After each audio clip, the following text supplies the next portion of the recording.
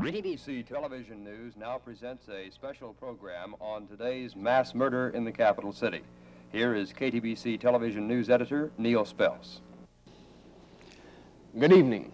One of history's worst mass murders occurred here in Austin today. By official count tonight, 49 persons were hit by gunfire. There are 16 dead and 33 injured. It started last night when a man reportedly killed his wife and his mother. That same man apparently rounded up an arsenal and supplies this morning and then went to the observation deck of the University of Texas Tower. It was then that terror rained down from the tower. Charles Ward was there and described the shooting.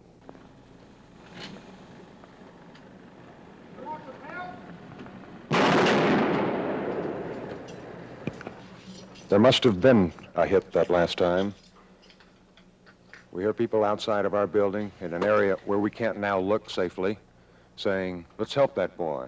Does he need help? Someone must be down."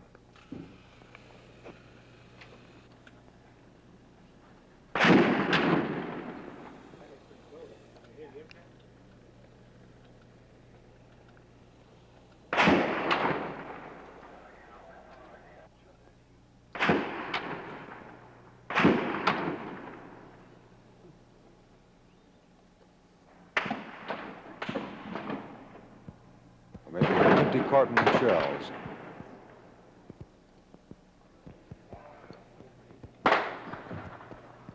Ricochet bullets bouncing off the top of the tower.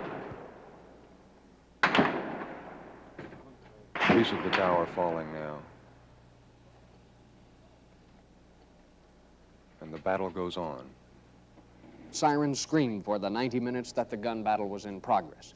It was hot, past 90 degrees on the ground, probably much hotter, high atop the tower with the sun ricocheting off the limestone with the same intensity as the police bullets.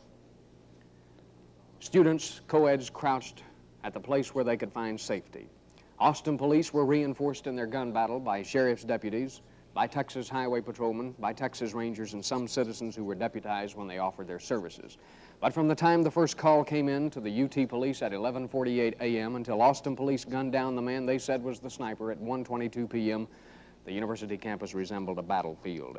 Dead people were lying on the hot sidewalks, and dozens of courageous persons risked death time and time again to try to save them. One funeral director driving an ambulance was shot and critically injured trying to help. An Austin policeman lost his life. A University of Texas professor was killed. Countless students and innocent bystanders fell without knowing what hit them. A boy riding a bicycle was picked off with deadly accuracy. Time and time again, men risked their lives to try to save others, and this man shown here hauling a dead man to safety was one such man. Charles Ward talked with him after he got back. One of those who is out of breath now after running out onto the mall rescuing those who've been shot is Brian Ellison of Austin, who's been in Vietnam and has been back for 2 years. Brian, how many have you gone out to rescue? Today, 2. What did you have to do? Run hard and keep low. Did you have any trouble getting them up, or did any shots come close to you while you were out there? No shots came close to me. Just the last one. He was dead. He was dead weight. He was a little hard to pick up, too limp. Not like someone who's knocked out. How many have you seen that are dead today? Just one. I hope not any more. But there were more, many more, and the full impact of today's tragedy still has not been felt because the magnitude of the crime is practically impossible to comprehend. Charles J. Whitman, a 25-year-old Marine veteran who earned a sharpshooter rating while on active duty. He was identified by police as the sniper. He was shot down on the observation deck by 2 city policemen. The policemen were aided by an Austin man, Alan Crum. The story of how they ended the 90 minutes of terror was told this afternoon at a news conference held by Austin Police Chief Bob Miles. Jack Bowserson was there. When Police Chief Bob Miles held his news conference at 3 o'clock this afternoon, he described the events in which the sniper met his death. Patrolman Romero Martinez worked his way into the building where he found Alan Crum, an assistant manager of the University Co-op, and they were armed with a rifle. Martinez deputized Crum, and they took the elevator to the 26th floor along with another officer. Martinez and Crum then crept out on the walkway on the opposite corner from where Whitman was stationed. Chief Miles had a diagram prepared to illustrate what happened then. Is drawing a diagram here that will show you roughly,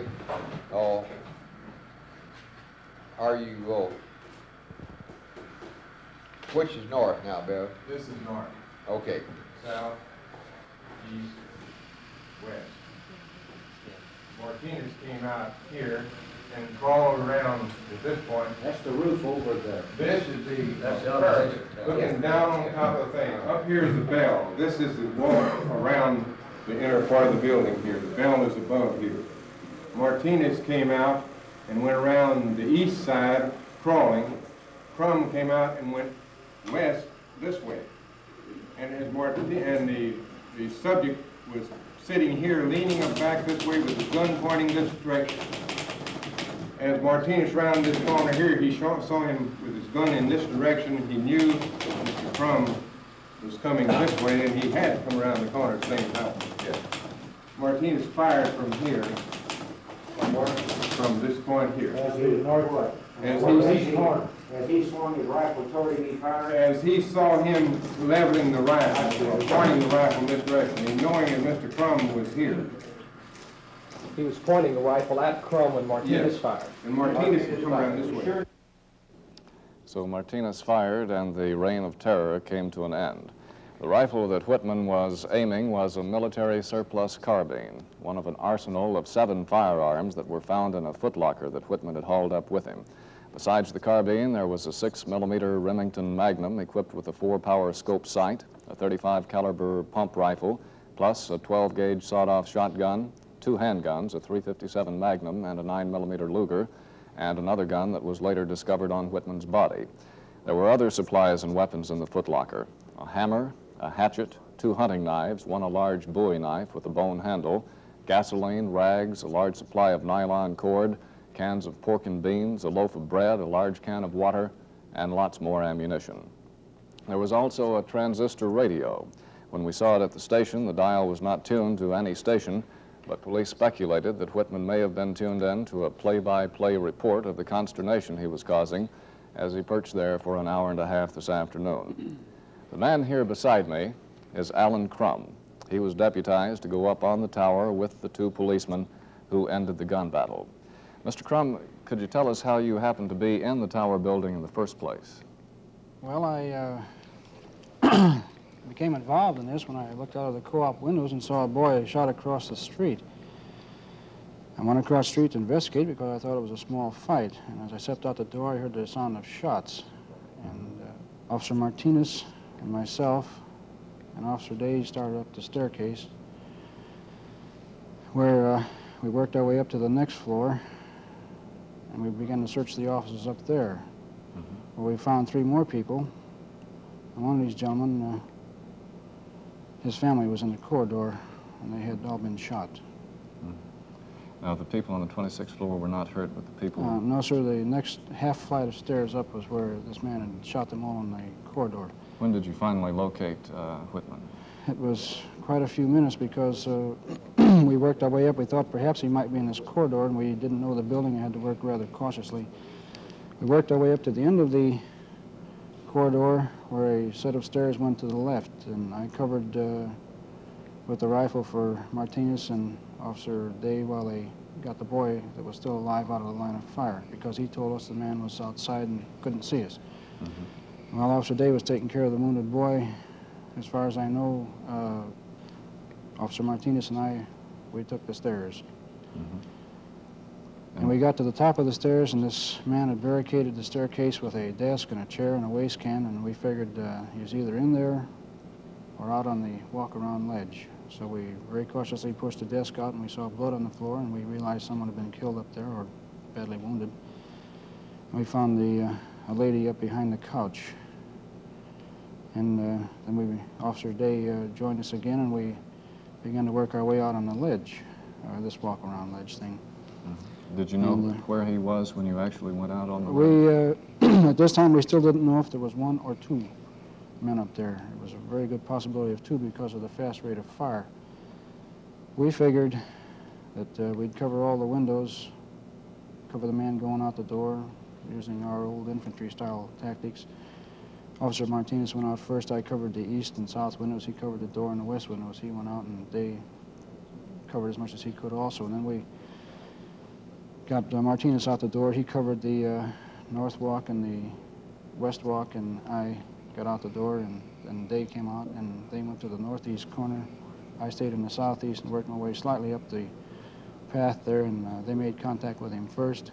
And I thought I heard him running southwards on the west walk, so I fired one shot down the walkway into the wall to try to stop him there. And again, it sounded as if he had reversed his direction and ran back to the northwest corner, where he ran into the other officers from the northwest corner, excuse me. And they were in the northeast corner, and the firefight resumed, and they terminated it right there.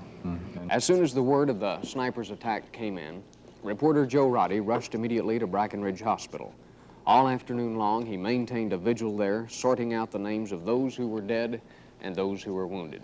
Here's his report. Those reported dead by the police department, verified by our hospital reports from the several hospitals that the victims were taken.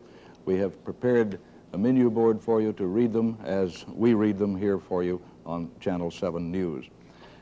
At dead on arrival, the persons shot by the gunman apparently in the early morning hours of this morning, the wife of the gunman, Mrs. Charles Joseph Whitman, 23 years old, at 906 Jewel. The body is at Wilkie Clay Funeral Home. The gunman's mother, Mrs. C.A. Whitman, her age at the moment not available. Services pending at the Cook Funeral Home. Her body found in a downtown apartment house at 1212 Guadalupe Street. Now we will look at the list as prepared by Brackenridge Hospital officials. Dead at the hospital, 23-year-old Thomas Ashton, a resident of Redlands, California, a Peace Corps trainee. The body is at Wilkie Clay. 33-year-old Robert Boyer, a resident of 3305B Hampton Road, a professor last year at the University of Texas. His immediate family now living in Scotland, his father and mother living in Johnstown, Pennsylvania. Dead on arrival at Brackenridge Hospital was 18-year-old Thomas Ekman, a resident of Barcelona, Spain. University, a student by the name of Della Martinez, a resident of 2515 Rio Grande here in Austin, but from Monterrey, Mexico, and her mother, Mrs. Morena Martinez of Monterrey, were both treated for minor injuries from fragments of shells, perhaps from a ricochet, and released from the medical center at the University of Texas. Now, in regards to the hospital situation, needless to say, it was a very trying moment. But we will tell you this because we saw it firsthand. The disaster plan, the result of many hours, weeks, months, and years of experience, worked beautifully. Preparations had been made, training orders had been given, training exercises carried out. It was fantastic to see the number of people respond to the stat conditions given by the administrator of the hospital. 15 registered nurses were in the emergency room at one time. A dozen or so private physicians left their offices, left their homes on off-duty hours and rushed to the hospital to render any kind of assistance they could. An event such as today's history-making tragedy is sure to have an impact on the university campus. Charles Ward today attended a news conference hosted by UT officials. Here's his report. University of Texas officials expressed that shock at a news conference on campus this afternoon. The Chancellor, Dr. Harry Ransom, witnessed the mass murder from the upper floors of the tower. Dr. Ransom first read a prepared statement and then gave his personal views on the heroism shown by students. The community is appalled, is stunned by the appalling tragedy which occurred today. University officers are cooperating fully with law enforcement agencies. No explanation of motive in any normal context is available. Mr. Whitman's academic record at the university was above average. There was no disciplinary record on his official transcript. The chairman and the chancellor expressed deep concern and sympathy for the family of those persons who lost their lives and for those who were injured and their relatives. Both noted the heroism and selflessness of students, law enforcement officers, and staff who attempted, often successfully, to rescue those hurt and in danger. To that official statement, I must add informally that from the tower, I have never seen, nor have I ever imagined, anything like it. Youngsters in white shirts who saw these things happen came out from buildings at great length and either rescued or took care of persons who were hit. It's incredible, and it's very heart-lifting, but in a moment of very deep sadness. Charles Whitman had an uneven academic record at the university. He maintained a low C average before he entered the Marine Corps in 1963.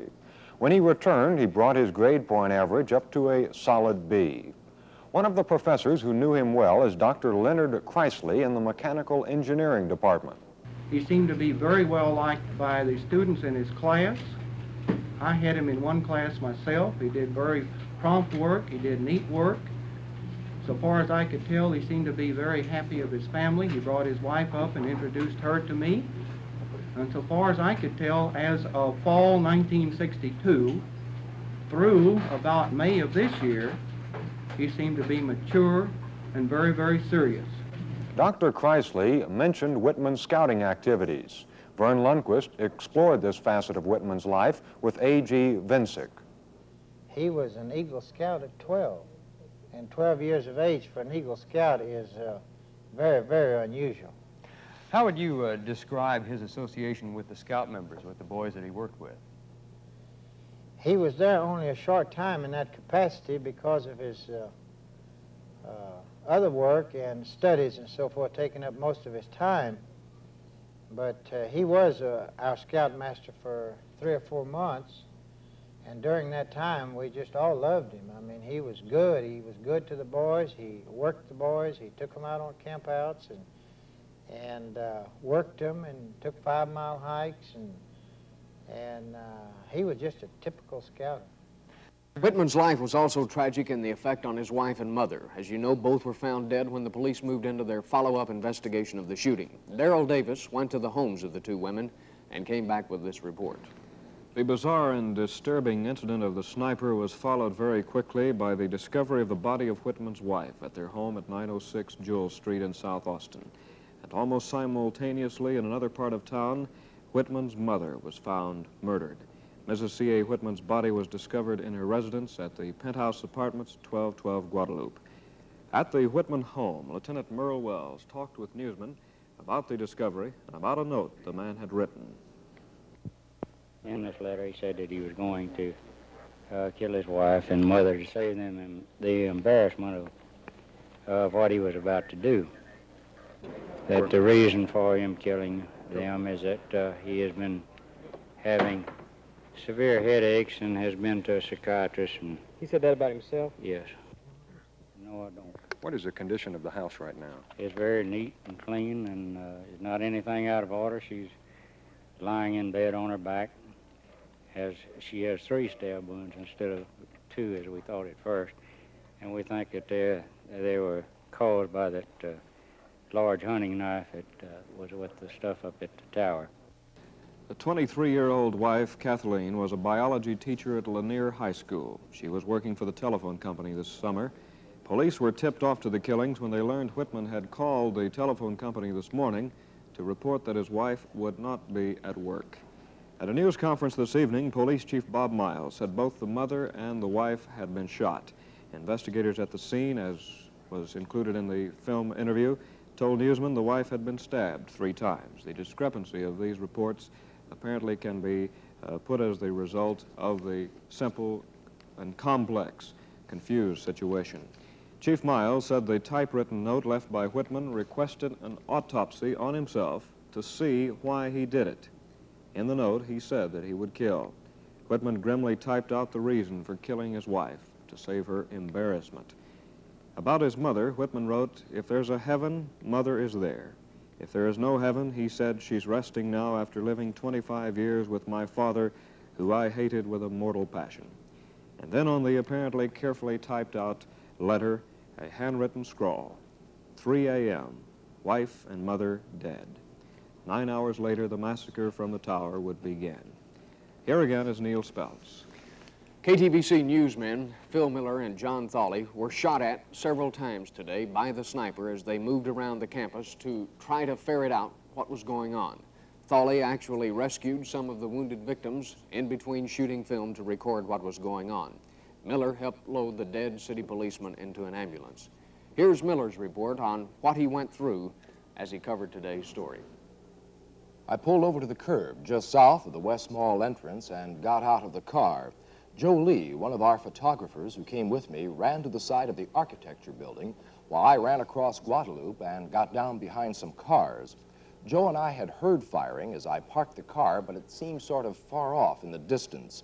But as I ran behind a car, the shot from the rifle sounded like it was almost in my ear, and I could hear the bullet ricochet. In all honesty, I still didn't realize just exactly what was going on. But some of the students crouched behind the car with me said the rifleman really was on the tower and had the whole campus pinned down. When I asked if anyone had been hit, someone said 5 people that he knew of, including a little boy on a bicycle. I ran inside one of the stores on the drag and made my first report for Radio 59, noting that occasionally someone would run from one shelter to another, but the running was always sporadic, in short bursts, like on an open battlefield. I went back down the steps and saw a policeman making his way along the wall toward the steps leading to the mall. There might have been more than one patrolman, but all I saw was one. I wanted to get to him to try and find out what the police were going to do. I kept close to the wall, but the policeman, I guess he thought he was sheltered by the trees above the wall, was walking sort of crouched over, but the sniper could see him. I yelled at the policeman, but he didn't hear me, and I was just about 10 yards away when I heard the rifle on the tower and the patrolman fell to the ground. I don't know how that guy saw the policeman or even how he could have shot him, but he did. I learned later it was Billy Speed. A girl was fairly close to me, and she just kept saying, "He shot the policeman, he shot the policeman." I went back to the steps, some more students ran up. The other officers moved Speed to some shade, and then we all carried him back near the entrance to the post office where we put Speed in an ambulance. I can't remember how I got to the Catholic Student Center, but I do remember going over a fence through someone's backyard and hear the rifle fire again and a whine through the trees. There were some people in the backyard huddled against a garage, I think, but when that rifle fired, I really cleared that fence. I called the station again from the Student Center and went out the back way, doubled back across University Street, and I could hear a radio saying the sniper was firing south. Well, that's where I was, so I waited a while, and then heard he was firing north, and I ran to the median in the center of the street. I stayed behind a tree, but that tower was in plain view. I ran from the tree across to the other part of the street, and I heard the rifle fire, and something smacked that tree behind me. I dove to the ground, got behind a car. I waited a pretty long time then, and I remember wondering if he really shot at me or whether it was just my imagination. And why me? He didn't know me. Death is always such an impersonal thing. It's him or her, but not me. So why me? I ran some more. I probably remember that most of all. I always seem to be running somewhere. Governor John Connolly, a man who has also been felled by a sniper's bullet, said tonight in Rio de Janeiro that he is canceling the remainder of his South American trip due to today's tragedy. Patrolman Ramiro Martinez was at home cooking steak when he heard the reports of the shooting on the radio. He rushed over in his car. As he arrived, 6 persons were lying on the mall. He found 4 bodies in the tower. Martinez and others rushed in on the tower deck and shot Whitman down. Dr. Harry Ransom at the University of Texas announces that all summer classes at the university will be suspended tomorrow. Classes will resume Wednesday. Campus flags will fly at half-mast during this week. The story of the sniper is not ended. It's not ended for the families who have loved ones to bury and loved ones to care for. It's not ended for the police and other officials, including the governor, who intend to carry out the investigation into this unbelievable tragedy. And it's not ended in the quest for facts. For most of Austin, the events of this day have been more than any could comprehend. This is Neil Spells. Thank you and good evening. This has been a news special produced by the KTBC TV News Department.